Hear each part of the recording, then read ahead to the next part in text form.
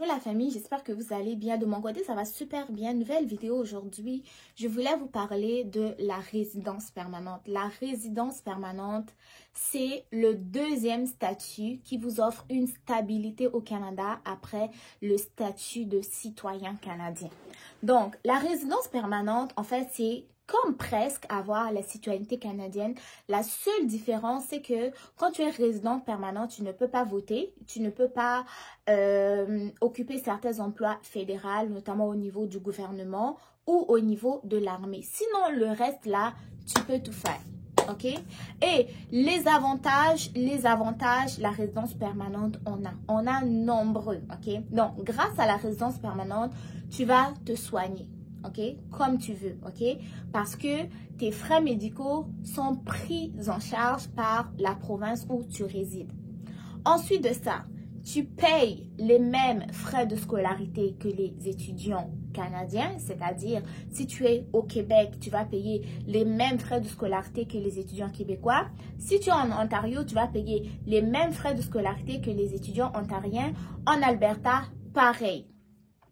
Un autre avantage, c'est qu'en ayant ton statut de résident permanent, tu peux naviguer entre les provinces telles que tu veux, sans besoin d'avoir un papier justificatif. OK? Vous savez, le Canada est très grand. Il a plusieurs provinces, plusieurs territoires. Donc, en tant que résident permanent, tu peux prendre ta voiture, tu te dis, ah, mais moi, je vais en Alberta, je vais aller passer 5 jours en Alberta, je vais aller passer 10 jours en Alberta.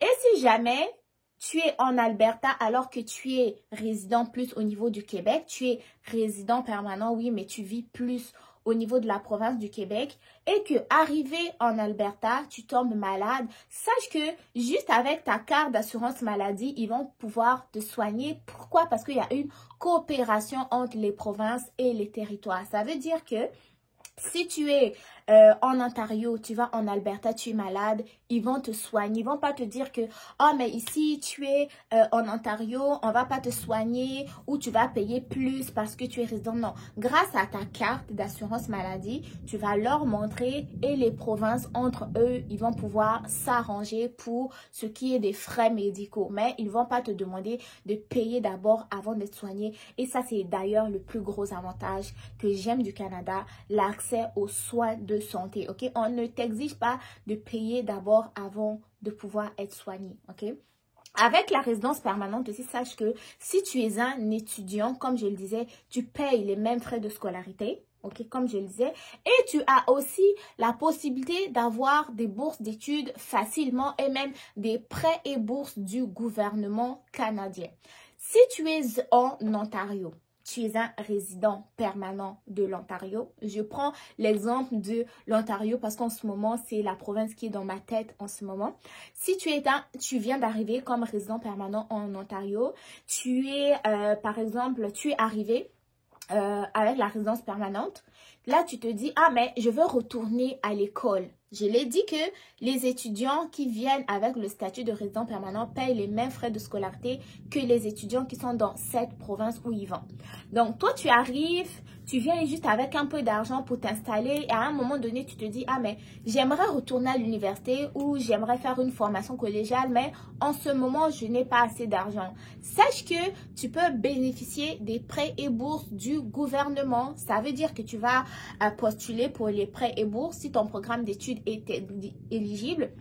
Tu vas recevoir des prêts bourses, c'est-à-dire il y a un montant qui est une bourse, donc tu ne rembourses pas et il va avoir un montant qui est un prêt. Donc, tu vas pouvoir étudier, terminer tes études. À la fin de ta formation, 6 mois après, tu commences à rembourser. Chose qui n'est pas possible aux étudiants qui ont des résidences temporaires, OK? Donc, les étudiants permanents qui viennent avec des permis d'études, eux, ils ne peuvent pas avoir des prêts et bourses du gouvernement. Ils peuvent réussir à avoir des prêts et bourses des banques canadiennes, mais au niveau du gouvernement, cela n'est pas possible. Donc, avec ton statut de résident permanent également, tu vas pouvoir, en fait, tu as les mêmes droits, OK? Tu as droit aux allocations familiales si tu viens avec des enfants. Tu as droit à l'aide sociale si à un moment donné, tu es venu, tu as commencé à étudier, finalement ça n'a pas marché, tu as commencé à travailler, finalement ça n'a pas marché, tu essaies de trouver un autre emploi, tu trouves pas, sache que tu peux bénéficier de l'aide sociale. Et dans un autre cas où tu viens au Canada avec ta famille, mais vous n'arrivez pas à trouver un bon logement parce que vous n'avez pas assez de moyens, vous pouviez même aussi bénéficier des logements sociaux. Il y a certaines aides qui peuvent être données aussi aux personnes qui ont des résidences temporaires, mais sachez que les résidents permanents ont plus d'avantages ici au Canada, ok? Droit de se promener comme tu veux, mais les résidents temporaires aussi, droit de, comment dire, étudier à temps partiel, temps plein comme tu veux, alors que les étudiants étrangers, eux, vont étudier à temps plein obligatoire. Or, toi, en tant que résident permanent, tu peux décider d'étudier à temps partiel. Tu peux bénéficier des prêts bourses du gouvernement. Tu peux te promener de province en province comme tu veux. Si tu es malade, tu es soigné. Les allocations familiales, les aides sociales telles que l'aide sociale telle que j'ai dit. Tu peux même avoir un HLM, les logements qui coûtent moins cher, qui sont offerts par le gouvernement. Tu vas bénéficier de plusieurs accompagnements. En fait, tu as le même statut qu'un citoyen canadien. La seule chose que tu peux pas faire, c'est voter et occuper certains emplois gouvernement, notamment au niveau entrer dans l'armée ou bien occuper certains emplois fédéraux. Il y a aussi chose que j'ai découvert dernièrement, il y a des formations dans le domaine de la construction qui sont données uniquement aux citoyens canadiens et aux résidents permanents que les étudiants étrangers ne peuvent pas faire, ok? Il y a certaines formations qui sont réservées vraiment aux citoyens canadiens et aux résidents permanents. Donc, quand tu es résident permanent, tu bénéficies de tout ça. Un autre avantage d'être résident permanent aussi, c'est que tu peux décider de voyager, quitter le Canada pour une période de plus de 6 mois, avoir une autorisation de voyage. Tu sors, tu rentres comme tu veux. Les étudiants étrangers peuvent aussi, mais la plupart du temps, ça va être plus pendant les congés scolaires parce que le but premier, c'est venir étudier au Canada à temps plein, réussir tes sessions, ensuite retourner chez toi pendant tes vacances, ok? Alors que quand tu es résident permanent, tu peux voyager comme tu veux avec un titre de voyage. Les citoyens canadiens, eux, ils vont avoir un passeport, alors que les citoyens canadiens, les résidents permanents, pardon, vont avoir un titre de voyage. Donc, la résidence permanente t'offre vraiment une stabilité, une paix intérieure aussi. Et ça te permet en fait de pouvoir développer un sentiment d'appartenance au pays, t'approprier le pays, te sentir chez toi et commencer à te développer en tant que personne et aussi socialement. Ce qui est très bien et que j'invite tout le monde, vous qui voulez émigrer au Canada, n'essayez pas de gaspiller vos démarches d'immigration. Gaspiller là, je veux dire quoi? Je veux dire que tu viens comme étudiant. Demain, tu décides d'arrêter les études, tu vas travailler, tu n'expliques pas IRCC ce qui s'est passé. D'un coup, tu n'as plus de statut, on te dit de retourner chez toi, tu refuses, tu deviens demandeur d'asile et voilà, tu n'as plus de statut, tu te promènes là, tu n'arrives pas à trouver des solutions. Il y a certains qui vont commettre des actes, des actes vraiment reprochables. Il y a d'autres qui vont retourner au pays ruinés parce qu'ils ont pris des économies de chez eux. Malheureusement, ils n'ont pas fait ce qu'ils devaient faire ici parce qu'ils ont suivi des conseils de mauvaises personnes alors que leur but premier, c'était étudier et rester au Canada. Donc, si votre but premier est de rester au Canada, respectez votre statut que vous avez, respectez les règles du pays. Parce que si vous dérogez, vous ne respectez pas les conditions de votre permis d'études et tout, lorsque vous allez pouvoir enfin être prêt à demander votre résidence permanente, vous n'allez pas y arriver, vous allez devoir retourner chez vous parce que vous avez gaspillé tous les débuts, tout. Et aussi pour les travailleurs, quand vous venez avec un contrat, terminez le contrat, trouvez un autre contrat si possible, gardez un statut qui est toujours valide.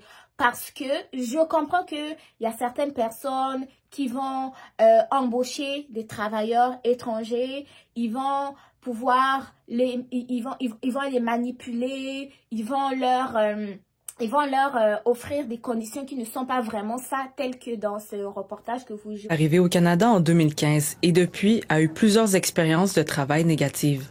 Parmi elles, des employeurs qui l'auraient renvoyée après qu'elle se soit servie à boire dans le réfrigérateur qui était partagé entre elle et la famille, alors qu'il ne lui avait pas clairement interdit de se servir.